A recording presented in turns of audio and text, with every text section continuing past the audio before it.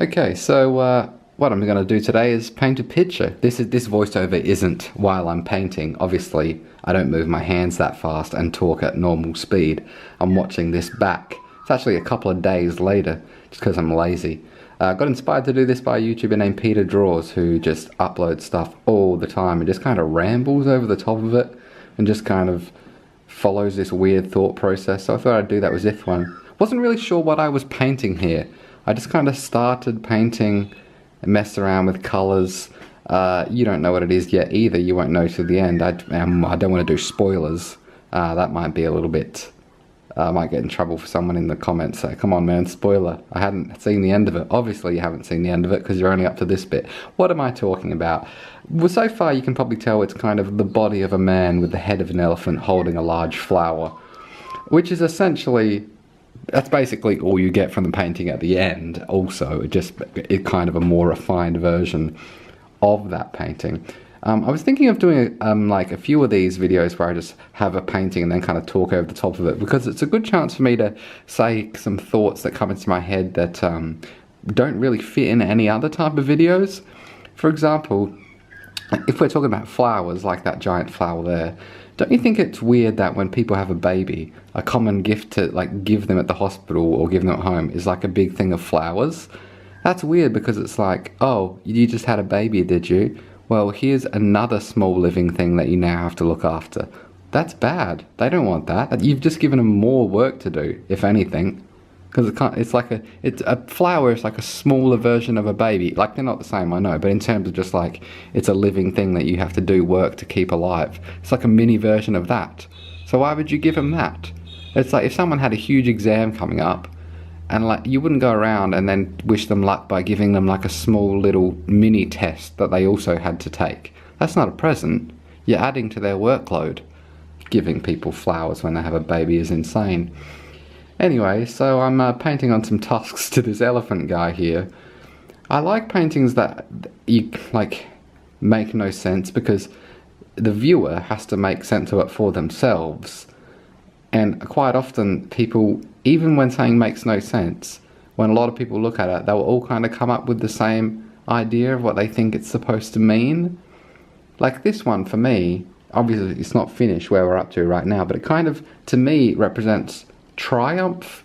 Like, even though you don't know what is going on, it's like, oh, this guy, this elephant, this what's his name, Jeremy, probably Jeremy, elephant head Jeremy, he finally got that flower he's after. And why was he after it? I don't know. Why is his head an elephant's head? Not sure. Has he got a tattoo of a star on him? Maybe. Is he in the ocean with a sky that's pink? I don't know.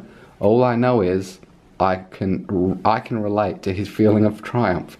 It's pretty weird if you can relate to someone half naked in the ocean with the head of an elephant holding like quite a large, maybe alien sunflower. But that's what art can do. It can make you relate to something like that. Yeah, in hindsight, maybe I should have sped this up a bit more, because it's at like 3 minutes now and I think it's only halfway through. I've kind of run out of stuff to talk about. If this was a live stream, I could probably have people in the comments ask. I could be talking about it, but it isn't. So I don't know what's happening with you. That don't work either, does it? Because this is only a one-way thing. I'll just run you through what I'm doing here. Mixing up some paint. That looks pretty cool, doesn't it? That's the colour green, and I use this to draw some vines. I remember on the day of painting, I was thinking to myself, I'm going to draw some vines, and then I did that. Wow. I wonder how many people that clicked on the start of this video are still watching now. I mean, obviously you are, if you heard that, but you're probably one of the few.